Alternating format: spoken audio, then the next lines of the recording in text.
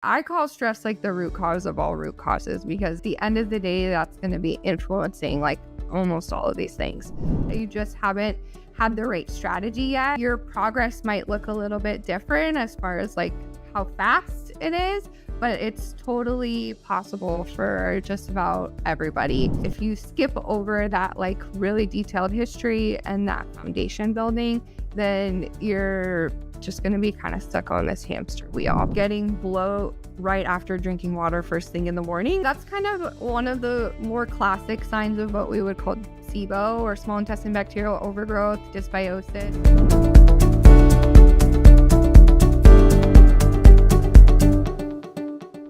Hi, my name is Thrishi. Thank you so much for your precious time in watching this amazing conversation. I wanted to tell you real quick why I started this thing called the BioBelly Show. My best friend Ankit was diagnosed with ulcerative colitis around the peak of the pandemic, and I felt he did not know how it is to find root cause healing and how to find a long-term solution for his issues. Once I figured that out and I saw an intelligent person like him going through a vicious cycle of crippling symptoms that are changing his overall lifestyle and his relationship with food and his relationship with movement, I realized that the most important thing I can do is become a bridge to serve people with information on how it is we can bring root cause healing to the world, right? And look, with gut issues, it's so weird because the gut is the central part of our whole body, right? And so disease always starts with a small dysfunction with the gut, as far as I am learning, right? So my goal for this podcast is to speak with every single gut healer that I can, right? Whether that's a naturopath, whether that's a gastroenterologist, whether that's an IBS dietitian, whether that's a CBT expert, whether that's an EDMR specialist, whether that's a gut hypnotherapist. Basically, I want to speak with everyone who heals guts because I want to make it very accessible how it is our body works, how it is we can get long-term relief, and how it is we should optimally live for an optimized gut, thereby having an optimized health. And I really hope you enjoy this conversation. If it serves you, please like and subscribe because it does support us and show us that our dream is coming true and we're actually healing guts for a living. So without further ado, let's hop into the episode. Hello, everyone. Today's guest is Grace, a registered dietitian and gut health specialist. She is an IBS and SIBO survivor who turned her own healing into a mission to help women beat bloat and food sensitivities without strict, joyless diets. Through the bloat-free nutrition and her Nutrition with Grace platform, she teaches practical, sustainable steps for digestion, regularity, and real-life eating. Her work is super clear, compassionate, and science-grounded, which is why so many women trust her to guide them back to a calm, happy gut. We're talking about what actually moves the needle when it comes to gut healing, how to eat out without fear, and why restriction is not the answer. Grace, welcome to the show. Thank you so much for having me. I'm really excited to have this conversation with you. Absolutely. Grace, to start off, I would love to learn a little bit about your journey. What got you started in this beautiful line of healing guts for a living? Yeah, it's been a little bit of a journey to get here. My own digestive issues is what sparked me to learn about nutrition to begin with. I'd become a registered dietitian. I was actually a theater major when I first started college.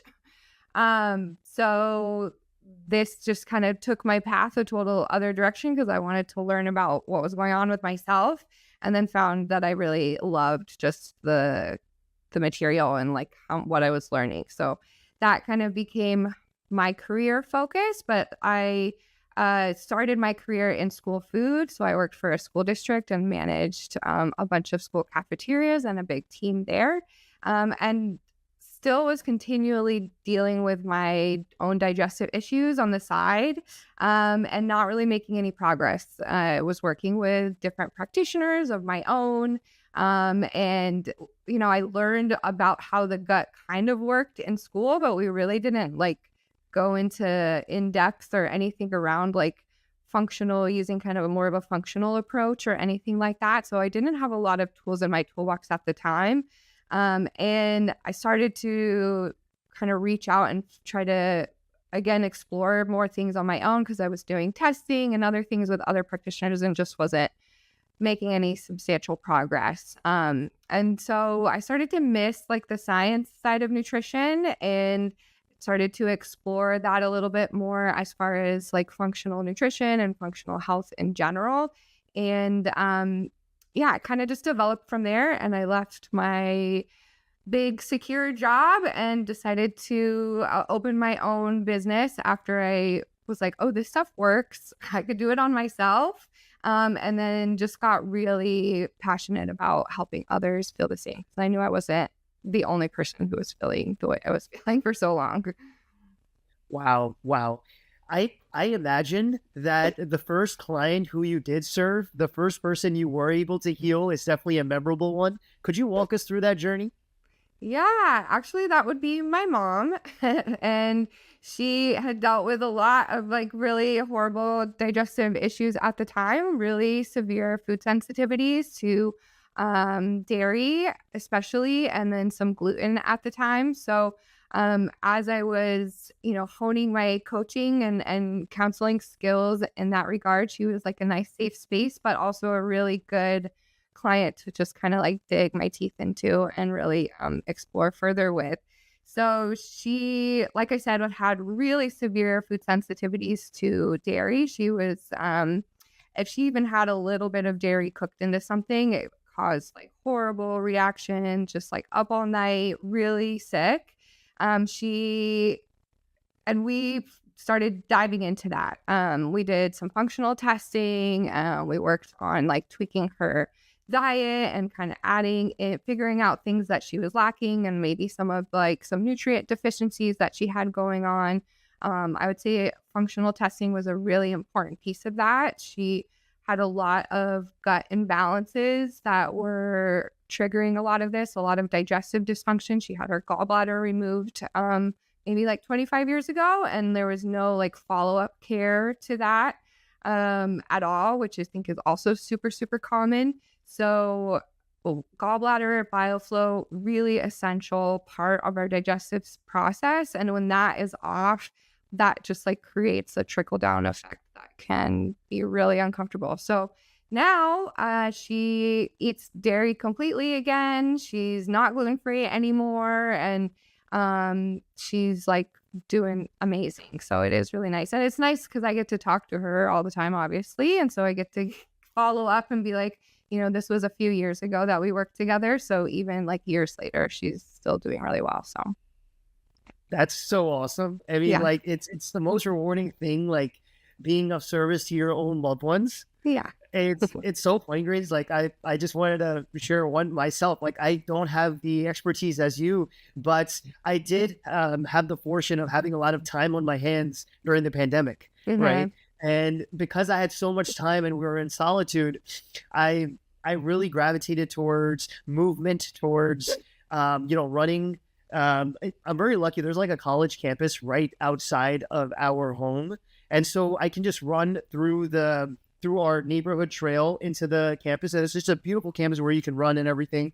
And so during the peak of the pandemic, I was actually I was relatively obese, and luckily, because I had so much time and I was enjoying my movement journey so much, I was able to lose like 40 to 50 pounds of just fat. And so because I had some acumen as to like strength training, mobility, stretching, how it is we want to keep our joints healthy, what are the exercises we should do, because I did a lot of research on it.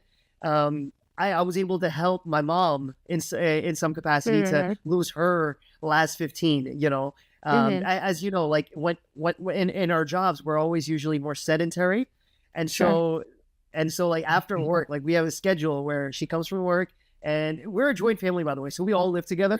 Oh, So cool. we're like 12 people under the same roof. It gets a little crazy sometimes. But it's when she comes back from work, we go and we get her dumbbells. She's been before she was on 12-pound dumbbells. Now she's at 15-pound dumbbells. She's getting a little better. But Yeah, we just do the basic movements, and that sounds it gives fun. me so much joy. So I know how it must have felt for you. It's super rewarding. Oh, totally. Yeah, it's awesome. And she loves to nerd out on this kind of stuff with me too. So she has a totally different background, but as just a passion project, she loves nutrition and all that kind of stuff. So it's Right. fun. Yeah. Because like what is more important than how you feel from day to day at like every Yeah. moment, and that's what understanding gut health empowers us to do, like feel good and feel free at every step of the day. So Hmm. what I wanted to move on to, Grace, was just that process you have, Hmm. just like you served your mom. How is it that when a client comes through your door, what does that process look like when you're trying to understand what their root causes are? Hmm. I ask because what I've noticed in my time of just doing research and perusing other people's stories when it came to gut issues, I realized that sometimes the root cause issues are similar. In fact, they might be the same, but they might manifest as different gut issues. Hmm. So it's like it's a huge responsibility that healers like yourself might Hmm. have Hmm. to understand what that root cause could be, because sometimes it's years and years before Hmm. people can even understand what is that root cause, and they're just going from one short-term band-aid fix to another. Hmm. How does that process look when you're trying to understand that root cause process? And from there, how is it that you are making sure your client is taking the right steps towards that healing journey? Yeah, that's a really great question. I think one of the most important things is taking a really like deep dive into their medical history. Like you're saying, it can take years for things like this to develop. And I think my mom was a really good example of that. Like she had her gallbladder removed, 20 years ago or something, but she didn't notice any of these really significant like food sensitivities until 20 years later. Obviously, there's a reason why her gallbladder was having an issue to begin with, and that would be another thing that I would want to like explore too. But there is and then a secondary impact of having like the gallbladder taken out. So taking a really detailed history, even since birth. I mean, I can also speak from my own personal experience. Like as a kid, I got really sick a lot. I had really like infected tonsils very frequently. So I was on antibiotics a lot in like my early teen years. And I would say that is a huge like base, like root cause to what transpired into like SIBO and all the constipation and everything later, is because I had basically no good bacteria for a long time. And then before I really understood like how to create a complete strategy, when I was just like getting started, I was like, oh, I have SIBO. And this was also working with other practitioners too. I'm going to just like add antimicrobials on top of that. And so there was no like foundation building or like recognizing that probably the good bacteria not being there was a huge part of what caused the overgrowth to be there in the first place. And so that like I was kind of like stuck on a cycle. So I did like several rounds of antimicrobials before I really started to address that issue. And that's what like allowed me to be like fully SIBO free at this point, because I dug deep into my history, and then the next step would be really working to establish like a good foundation so that your gut and your body feels safe. And that's like kind of the basics, I guess, but we're looking at like, what is your blood sugar regulation? How much are you eating throughout the day? How often are you eating throughout the day? What kinds of things are you eating throughout the day? That's a very important foundational piece, because if we're blood sugars are kind of all over the place, our body is really stressed out, and any additional stressors that are outside of our control are just going to be continuing to add to that load. And then our gut and our digestion kind of becomes a second thought, because there's just more important priorities at the time. So like blood sugar regulation, nervous system regulation, hydration, and I'd say like minerals, so electrolytes and things like that are going to be essential for creating that foundation that allows you to then bring in supplements and bring in antimicrobials and other things like that to address, because you do have to address some overgrowth or whatever, like infections that might be there, H. pylori or whatever might be there. But if you skip over that like really detailed history and that foundation building, then you're just going to be kind of stuck on this hamster wheel. And then once we get through that like kill phase or whatever that might be, like getting rid of candida or anything like that, then we have to absolutely focus on repairing and rebuilding like the gut lining, bringing in more probiotics, all those good bacteria, and just like replenishing, creating this healthy and microbiome, this healthy environment in there for the long-term success. And then continuing those foundational pieces. So those are like lifestyle shifts that you're going to continue throughout the rest of your life to support your gut and your digestion in a sustainable way. We have to dive deep into those lifestyle routines that we should imbibe in our life. What are some things, or would you be able to share like the top 3 best things that you think we should definitely do every single day to make sure we are optimizing our gut health? Yeah. I mean, where I always start with every single client, essentially, unless they're already doing it, which is great, but most people are going to be struggling a little bit with that blood sugar regulation first thing. So especially with breakfast, so setting up your blood sugar balance first thing in the morning is going to be essential for just kind of the rest of the day and being stable the rest of the day. And that tends to be, I'm generalizing, of course, but that tends to be the hardest meal, especially for women to have. A lot of times we're rushing first thing in the morning. We're kind of, whether we have kids that we're getting ready, it's just kind of crazy, or we have a long commute, so we don't have time to eat before we get to work or anything like that. So we put off eating for an hour, a couple hours, sometimes not even until lunch. And maybe we're just having like coffee first thing in the morning in order to get us going. And that's a really stressful environment on our body. And again, like we're looking at the stress load. So if you've heard of like your stress bucket that just keeps filling with water, we need to figure out a way to like poke some holes in the bottom so that with the things that we have control over, so that we can kind of lighten that load and we're not overflowing. Because the dysregulation of our blood sugar would be like a physical stressor that we may not necessarily think of as stress, but it's kind of creating this just really stressful environment. And then we're just like adding on our emotional stress or our busyness or whatever on top of that. So eating something with like some protein, maybe a little fat, some color if you can, so like fruits or veggies within 30 to 60 minutes of waking up is really supportive for the rest of the day. And it also helps with things like lots of sugar cravings, especially in the afternoon, evening, or feeling like you just can't control yourself around food in the evening, or you don't know how to regulate your portions or things like that. A lot of that stuff, or that big like afternoon energy slump, a lot of that stuff just kind of dissolves because your body's getting what it needs earlier in the day and it feels safe and stable for the rest of the day. Love it. That's and along with that, I have heard a little bit about meal spacing, correct? Oh yeah. That the fact that even throughout the day there is a certain standard by which we should time our meals. Yeah. So that would be my next guidance, would be the going like 3 to 4 hours. I say no more than 4 hours, especially for women.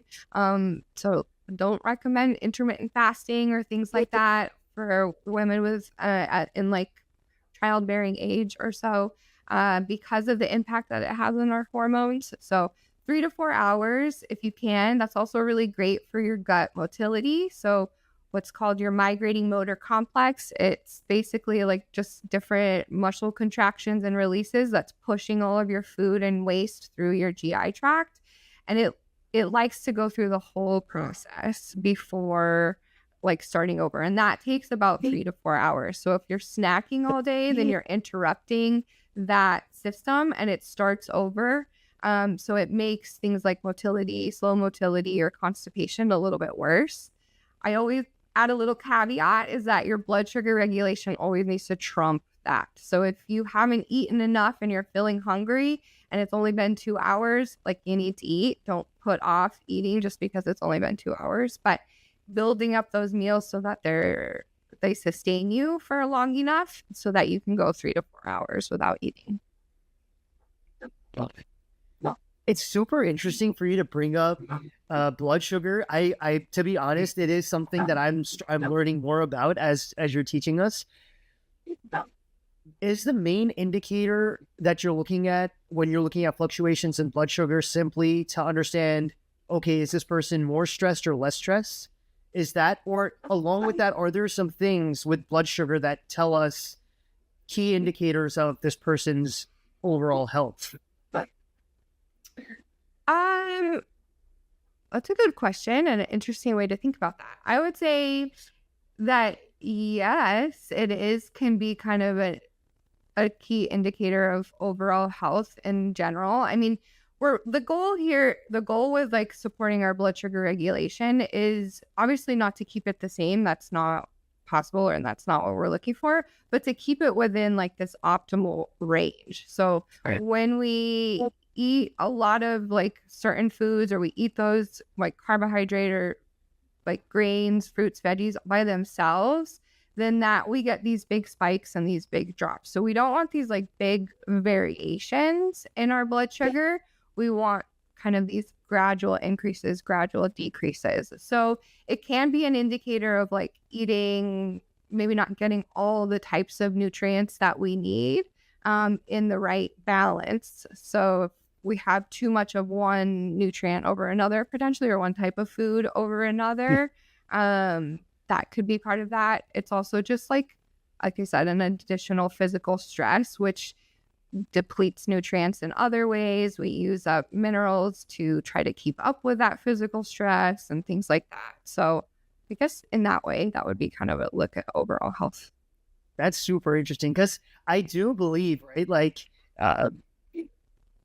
of course, sugar is important for us. It gives us energy, but there's healthy versions of sugar, right? You have your apple, you have your fruits, you have basically like dates. Like you have healthy sugar, but then you have like the donuts and then the cookies and the ice cream. So there are different forms of sugar, and the natural sugar, supposedly the fiber in it helps us counteract any potential downsides of that sugar. Could you walk us through that? Like, does that have anything to do with the blood sugar levels? Yeah, 100%. So that's part of like what I coach people on, is like what I call balanced meals, balanced snacks. So you're looking for balance. Our carbs, and carbs are anything from fruits and vegetables to like donuts to pasta or whatever. Like that is a big umbrella term for all of that. And yeah, I would say, would we want to lean more on like fruits than we do on donuts and things? Yes. But there's room for all of that in a healthy diet. So I also like encourage some fun and all of that stuff too, because that is important. Food is not just like a prescription. It is enjoyable and all of that side of it too. But it is how we pair the things together. So when we eat like our more carb centric foods, whether that be fruit or crackers or something like that, we want to pair that with things that are going to help slow that increase in the blood sugar and slow the decrease. And that's fiber, protein, fat. So all of those things are going to help just slow down the absorption so we don't get these huge like sudden increases and sudden drops, and keep you sustained for longer. Love it. Love it. Moving on, Grace, to like the key issues that a lot of people face. You definitely know better than me, but I was shocked to know that 15%, so 15% of the American population, they have reported cases of IBS or occasional bouts of constipation or diarrhea. And that blew my mind, right? That's an overwhelming amount. And so there is definitely a crucial need for healers like you, because there is, along with being an information gap, I think there is a lack of just overall guidance towards healing. So it is a huge problem. When we look at IBS in general, what do you see the root causes being in the gut? A lot, like I know we mentioned like stress and the go, but along with that, what are the things that you've seen time and time again with clients that you feel like are one of the main driving factors of IBS? Yeah. I mean, I feel like there's kind of layers of root causes. So I call stress like the root cause of all root causes, because at the end of the day, that's going to be influencing like almost all of these things. But if we're looking at kind of that middle ground root causes, or like what's functionally going on, I'd say a lot of like digestive dysfunction. So whether we're, and a lot of these come in combinations, but like low stomach acid would be something. And then it becomes this kind of domino effect. So we need like enough stomach acid in order to trigger our pancreatic enzymes to release and to trigger bile flow, and then to move things fast enough into the small intestine from the stomach. So all of these pieces need to be in alignment in order for like the whole system to be working effectively. So if we don't have enough stomach acid, then we're going to have a hard time producing and releasing pancreatic enzymes and potentially bile. And we need bile to digest our fat and break down our fat. So that can be a common reason if we're having like a lot of bloating or issues around eating fatty foods, or things like that. I see that all the time. And that's kind of a first early in the stages of our digestive process that can go wrong.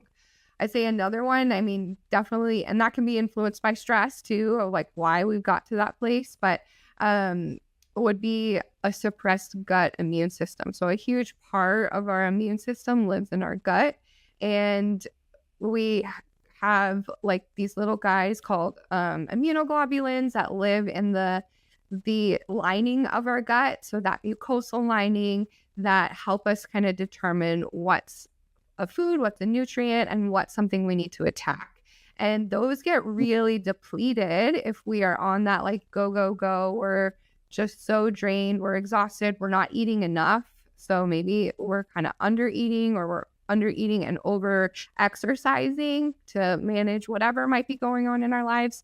And so all of that's just going to deplete those little guys. And if we don't have enough manpower, then our body's going to just be like, well, I'm going to err on the side of caution. I'm going to attack everything. And that's where we get like bloat with everything that we eat, or we just feel like there's no patterns. There's nothing. I just feel crappy all the time. That's another really common one I see. And a lot of times I see these all together. Like it's never just one thing, but we take it step by step and kind of address things in a strategic way to create the least amount of side effects, and also the most sustainable kind of process. Love it. And I love how you broke it down, that there's layers of root causes. Oh yeah. Because that's so well put. One other root cause, maybe like the third layer, is like dysbiosis, right? The fact that there is an imbalance between bad and good bacteria. I'm wondering, now that you mentioned immunoglobulins, are they interacting with these specific bacterial strains, and what's making the bad ones like pathogenic? What exactly are they doing that's making it a negative effect in the gut, and what are the positive ones doing that's creating a positive effect in the gut? Yeah, that's a great question.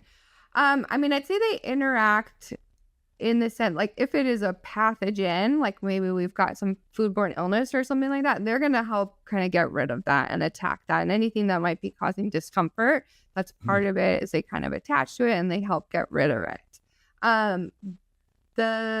If we're just having kind of general overgrowth, I mean, a lot of that, again, this can be kind of like a trickle down effect. So if we're having a hard time digesting and breaking down our food, things are going to move a lot slower in general. And then when things move slower, there's a lot more opportunity for like fermentation and for these guys to get the kinds of foods that they like in our food and stool and all that kind of stuff.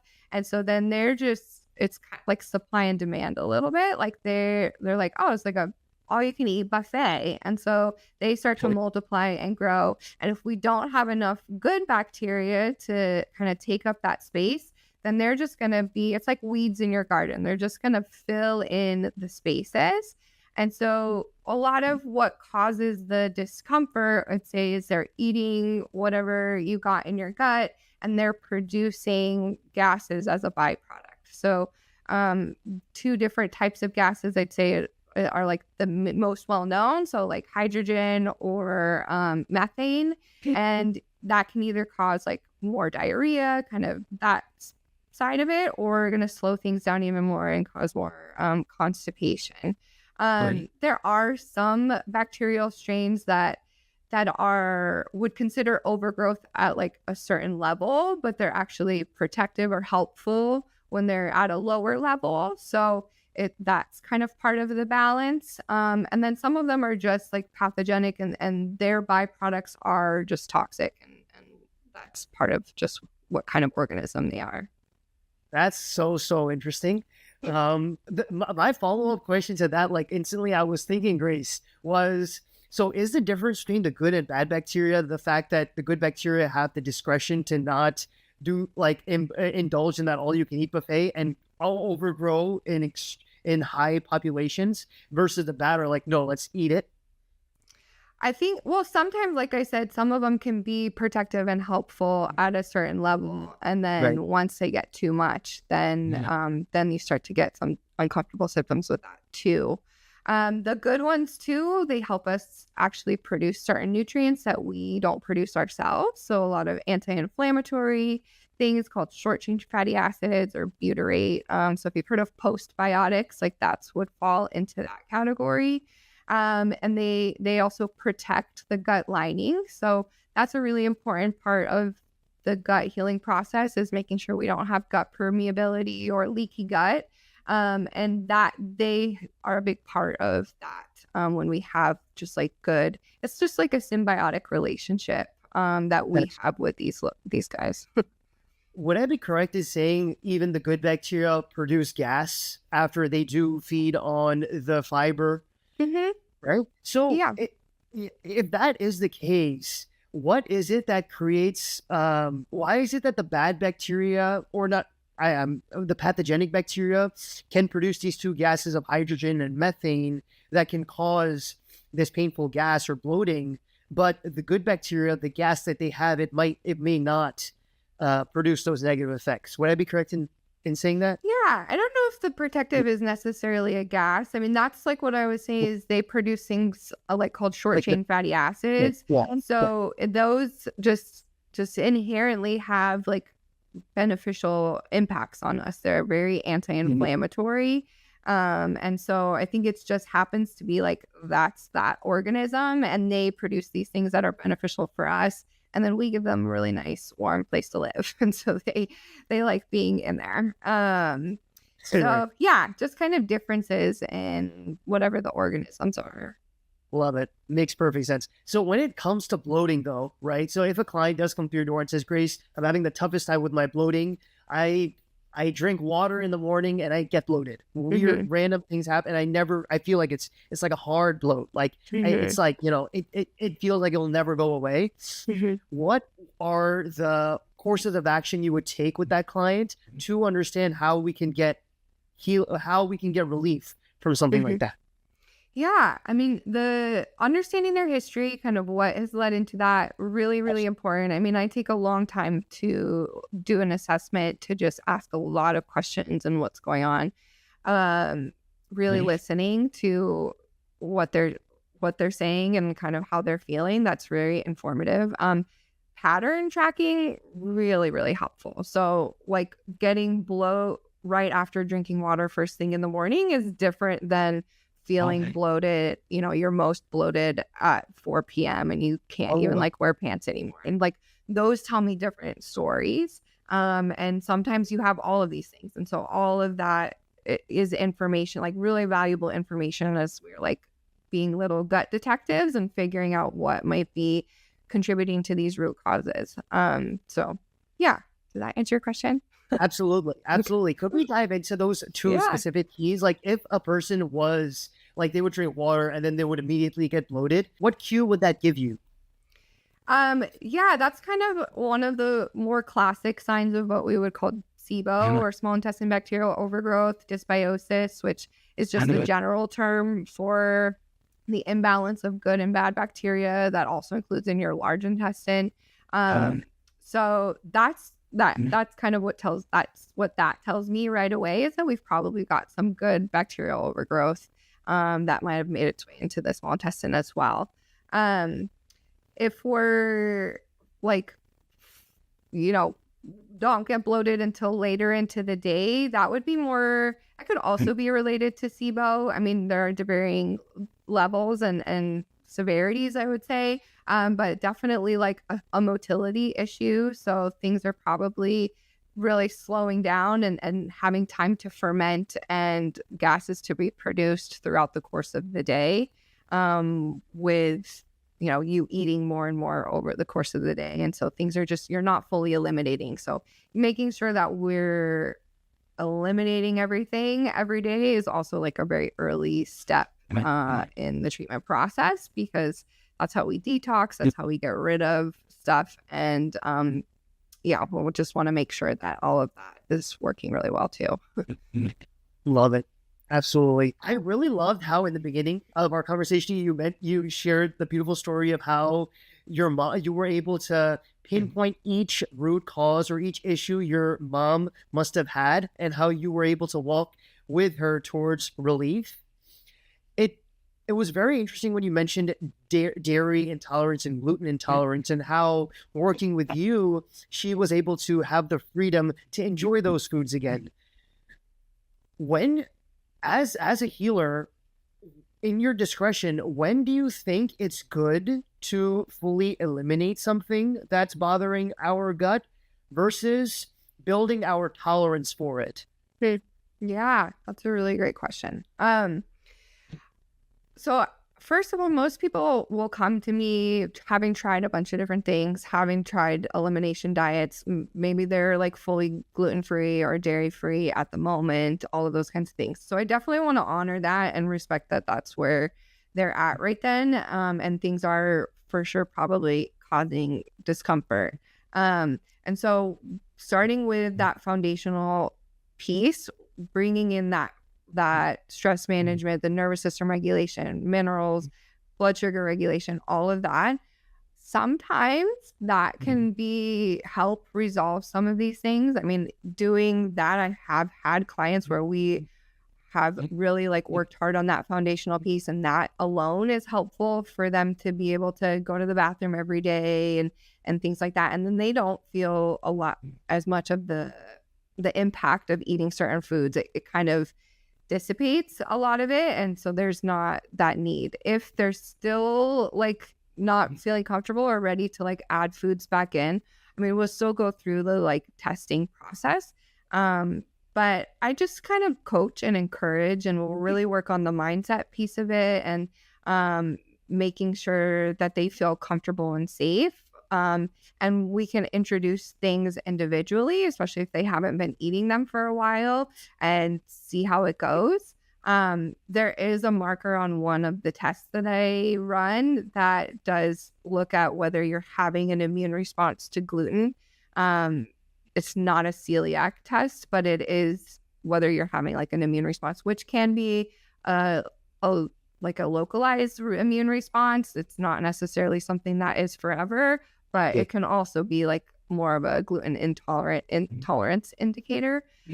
So if that comes back and they have been eating gluten, and we get a celiac test and they're not celiac, then we'll experiment with taking out gluten and how that makes them feel. But it is just a case-by-case basis, and just kind of sometimes it's testing the waters a little bit, and then reporting back, and we can kind of analyze that together of whether that was the cause, or maybe it was something else, like you were very stressed at the same time as trying this other thing, and so I help you parse through that and figure out whether it's necessary to keep eliminating that, or we can bring that in, because my goal is always to help you eat as big a variety of foods as possible, and not only eliminate when absolutely necessary. Love it. So would I be right in saying, well, I just threw my pen pencil. Would I be right in saying that basically we are testing first, trying to understand what is that inflammation response if we have gluten, and then once we have that information, if there is, like, we do see inflammatory signaling going on, then we're like, okay, let's stay off of it for a bit, and then slowly trying to reintroduce gluten to see if that was just a localized situation or if it was something that there is constant inflammation from that gluten. Yeah.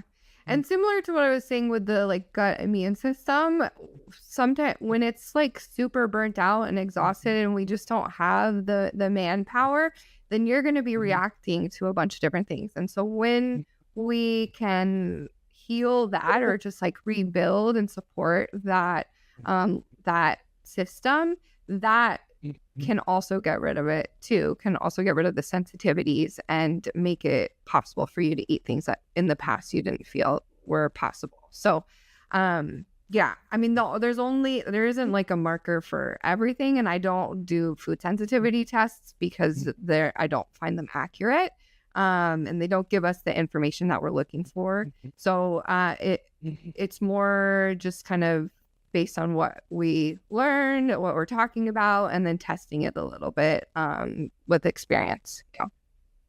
Got it. Could you remind me, when we talked about stress and we talked about the effect the stress has on our immune system and like the activity of those immunoglobulins, what exactly is it? Is it like a lack of blood flow that's going when we're stressed and we're in that fight or flight, that we might be like, blood's going to our vital organs, we're trying to survive? Is that the root reason why there might be a more sluggish response from those immunoglobulins when they have to be defending, like in an immune cut?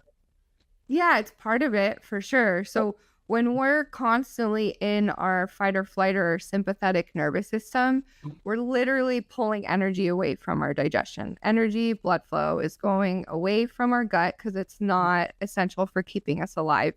When we're in this state of stress, we're putting energy towards our heart, our brain, our muscles, so we could run if we needed to, because our body doesn't know the difference between just being like super busy, super crazy, go, and like literally being in a life or death situation. It acts the same.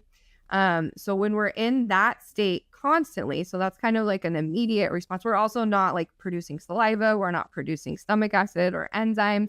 So all of the things that we need in order to digest are just like second, third, fourth priority for our body at that time.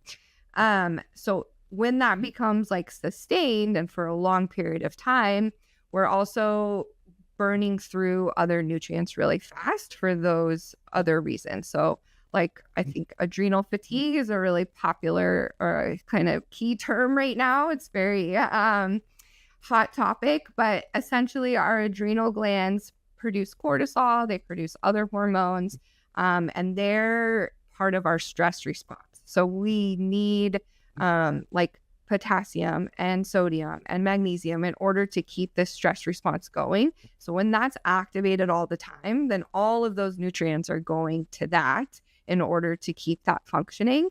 And we don't have enough or as much for the other things. We need sodium, potassium, magnesium for digestion as well, and to do all the things. So if we're not replenishing fast enough and we're using them up so fast, then we literally don't have the ingredients we need in order to make these parts of our digestion, our enzymes, our stomach acid, etc., or our immunoglobulins. And if we're not eating the foods that we need a lot of vitamin A, a lot of vitamin D in order for our body to make these immunoglobulins. So again, if our diet's not where we want it to be, or we're under eating and not getting enough energy or nutrients, then we won't have the nutrients or the ingredients that we need in order to make those guys. So it just over time, and this often takes years and years and years, like you were saying before we start noticing the impact of this, because we're just not replenishing the stores fast enough, or we're using them up in different ways.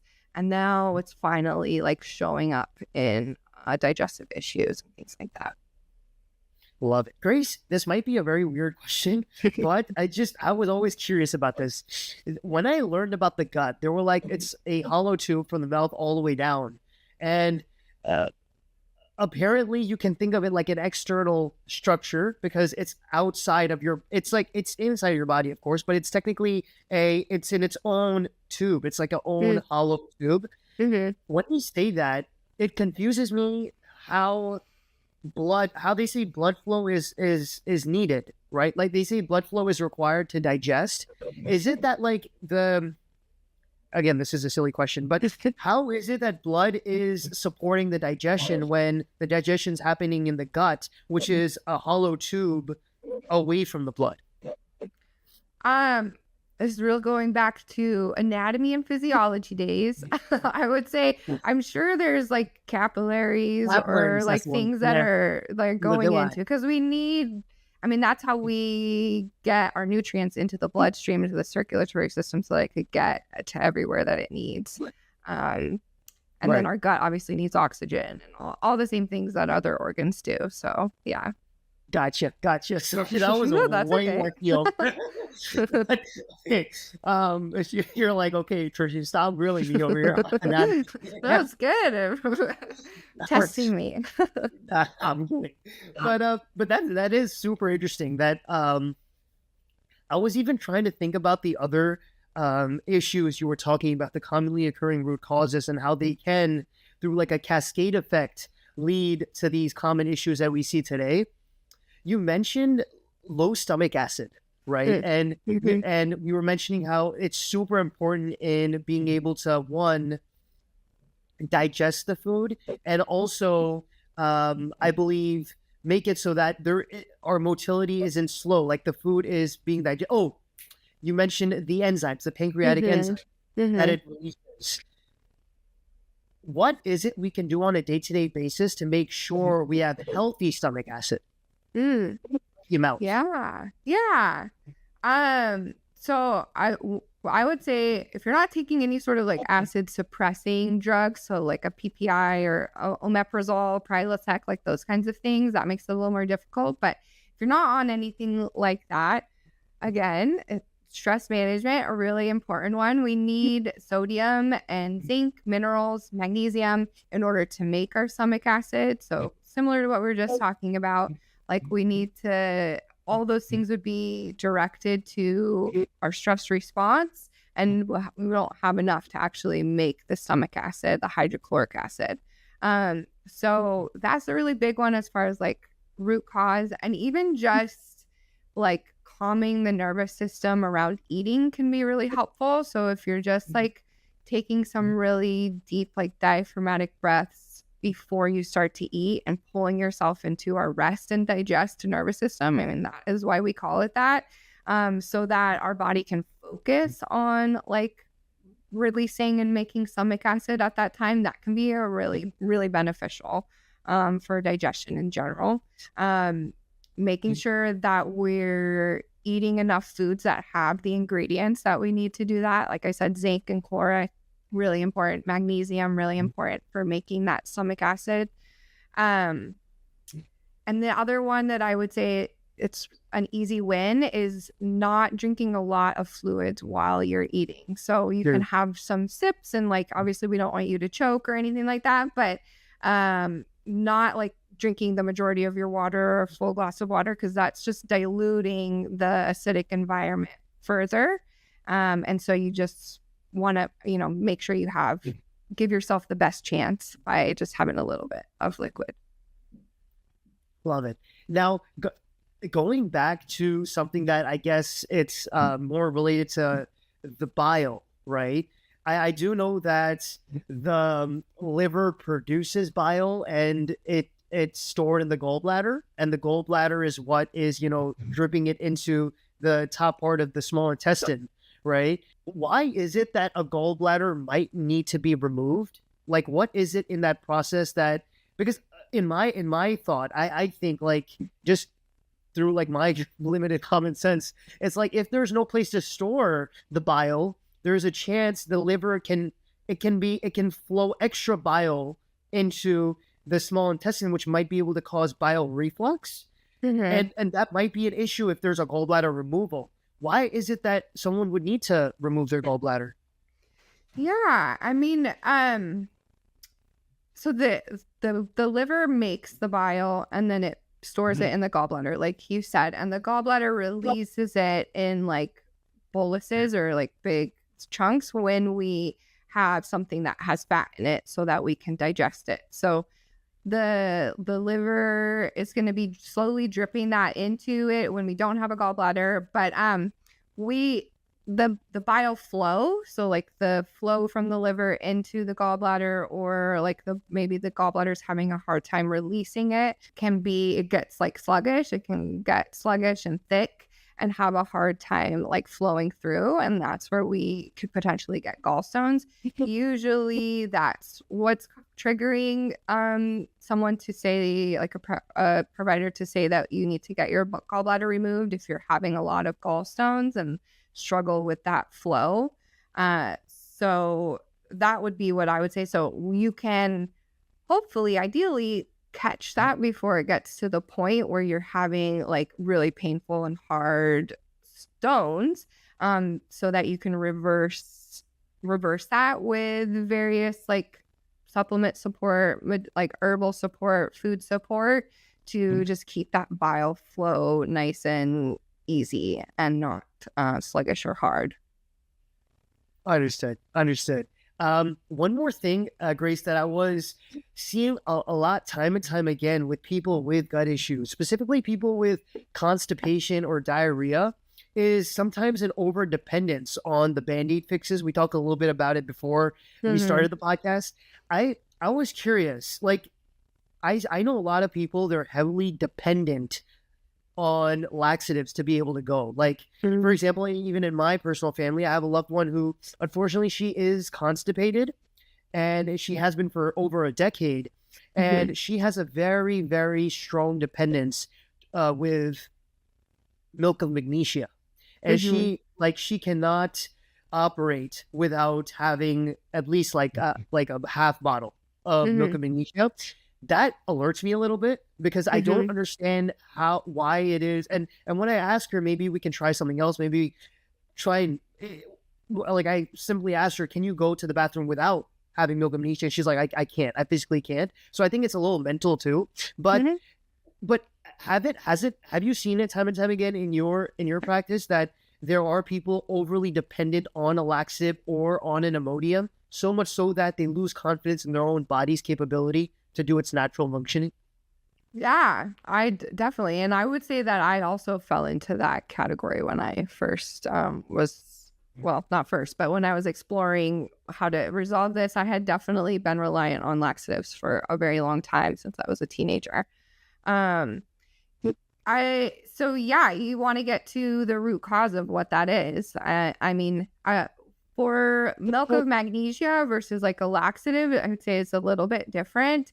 You can develop like an actual physical dependency on a laxative because that it creates kind of just like a lazy gut. You're stimulating the peristalsis movement, that migrating motor complex, to just kind of irritate the gut and like force it to go through.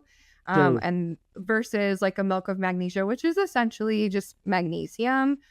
So that would be like a less invasive or less challenging thing to transition away from. But that would tell me that she's got like some magnesium deficiencies. Probably we're not getting enough of the minerals in order to just make that whole process work effectively.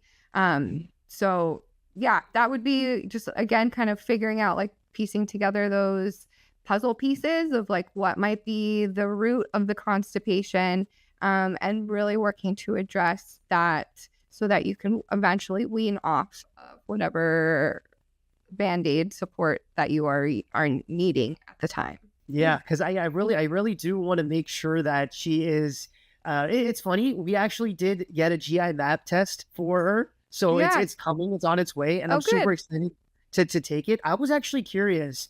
I remember earlier in our conversation, you were mentioning that there are certain bacterial strains that are known to be a little bit more pathogenic than not. I was wondering, is GI MAP testing something that you definitely use in your arsenal during that diagnostic process? Yes, yeah. So that's the primary functional test that I use. I do a little bit of the hair tissue mineral analysis test as well to just assess like what your minerals, because they're so essential. Like I've been talking about them a lot today. But the GI map is the number one test that I do, the primary test I use right now. And you can see, because it tells you so much of what's going on internally. And if you know the different types of bacterial strains and things that are on there, or like it's like more like category based. So if they're like gram negative or gram positive, and you kind of understand the general characteristics of those types of bacteria, then you can identify like which ones are, oh, these ones are inflammatory. They're kind of indicative of more inflammation going on, or they're releasing these toxins. So no wonder you feel so achy and sick, or whatever that might be. And everybody has kind of a different tolerance level too of different bacterial or just imbalances or things that might be there. So one gut test that I get back might indicate like, oh, these strains are really high. And so like I can see, oh yeah, that's like why you're feeling kind of bad. But other people might have ones that aren't quite as high, but they're just really sensitive and they feel like super sick. So taking in account the human and their experience is really important part of that as well. But yes, and you can also really understand what the digestive function is looking like. So we have digestive markers, how well you're digesting fat, what your pancreatic enzymes look like, what your secretory IgA, so that gut immune system looks like, whether you're really activated and fighting something off, or whether you're completely depleted and exhausted.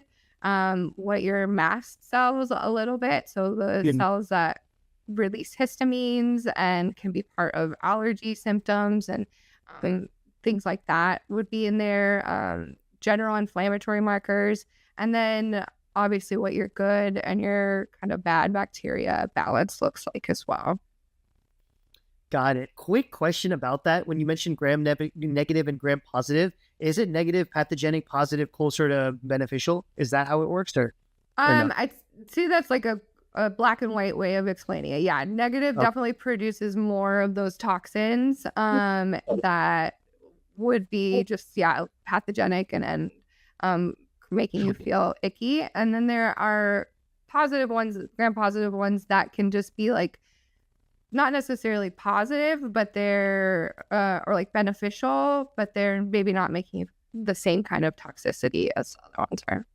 Wow. Grace, there's like a myriad of like different bacterial strains.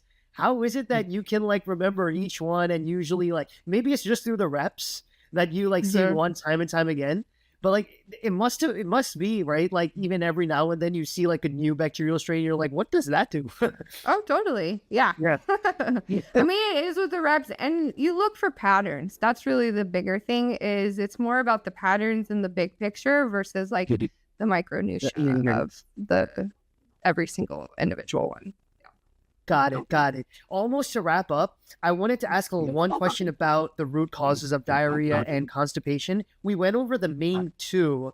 I was wondering if there are any more. The two that we learned from you was one, of course, stress, right? Your body simply being in a flight or fight mode. It's not being able to properly give the blood flow and attention to the digestion process. That one, 100% get. Number two, when you taught us about how a sluggish motility can lead to like an all-you-can-eat buffet and bacteria feeding at those undigested food contents, which lead to a lot of gas. And whether it's methane or hydrogen-based, it could be leading to the symptoms of diarrhea or constipation.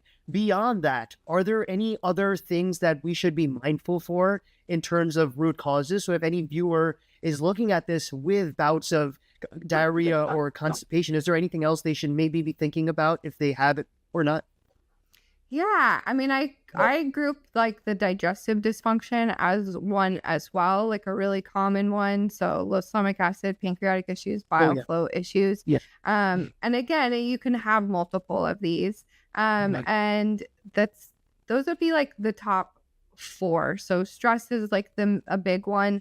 Motility, so it can either be like too fast or too slow. Nice. So slowing down is more common, I see, but also if usually if it's too fast, it's like a gut brain connection issue. It's a lot of rooted in anxiety and that kind of a thing. So it speeds up that immediate response. So you have that high urgency really quickly.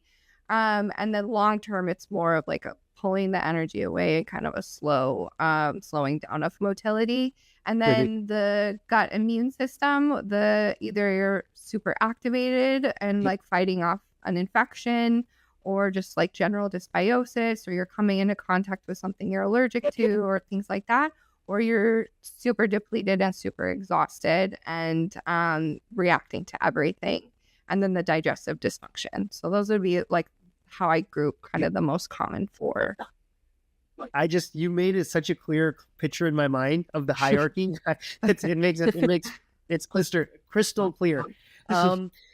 It's so interesting, Grace, because when people do have these gut issues, and after having that conversation with them, that initial conversation, sometimes, of course, you might have had it where the person's root cause is just deeply embedded in their day-to-day stress. Do you sometimes feel like sometimes you have to also tap into the role of more like a psychologist, or just just a good friend, to be able to walk them through like a trauma or an issue? Yeah, 100%. Yes. Yeah. And that can be the hardest area to address together, because it does take some like self-reflection and understanding like things that you want to be fixed by a supplement, you want to be fixed by a test, because that would be so much easier. And so, I mean, that's relative, of course, but making like those hard assessments of like lifestyle factors or things that maybe feel like a little bit more outside of your control can be really hard, especially if you're a parent, or your job is really stressful and really demanding, or you're in a challenging relationship, or things like that might just be depleting you. And that's why that foundation becomes so important, because I would be doing you a disservice if I just like gave you a bunch of supplements and said this is gonna fix you, because you're not gonna feel the impact, and or it's not gonna be long term. It might be helpful right away.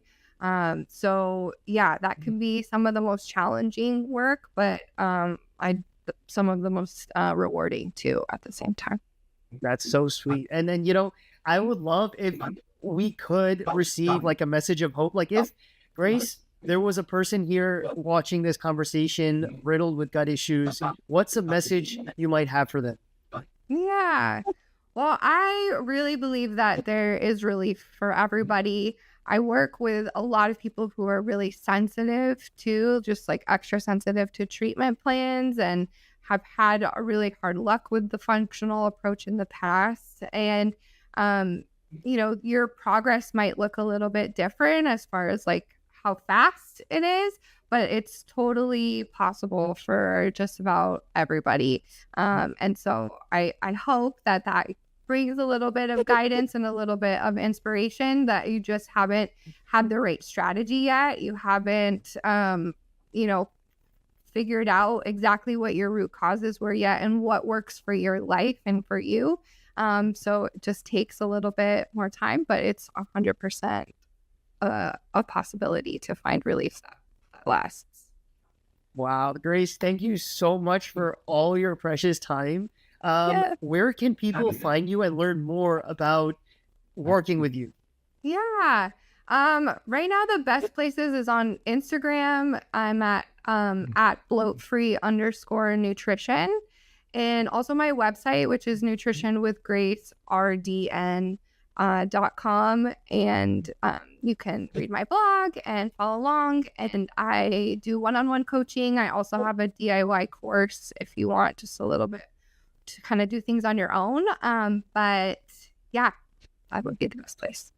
Love it, Grace. Thank you so much. I think from this amazing conversation, the main takeaway is health is definitely within reach. And really all it takes is having someone like you who's patient and who helps guide people with gut issues with, you know, all the different tools in your arsenal. And of course, having that root cause approach and finding solutions that are not just textbook good practice, but also things that you enjoy, something that a lifestyle that you would enjoy. I really loved it when you mentioned 100%. That, you know, it's not just about not having cake and donuts and cookies. It's about how you can just have everything together and make sure everything is well balanced. So not only is health optimized, but also our happiness is optimized. 100%. Yeah, that's the only way it's going to be sustainable. Love it. Again, Grace, thank you so much. You're welcome. Thanks for having me.